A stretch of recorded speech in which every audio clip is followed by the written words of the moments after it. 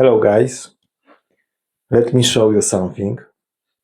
This is over 50 hours of my work.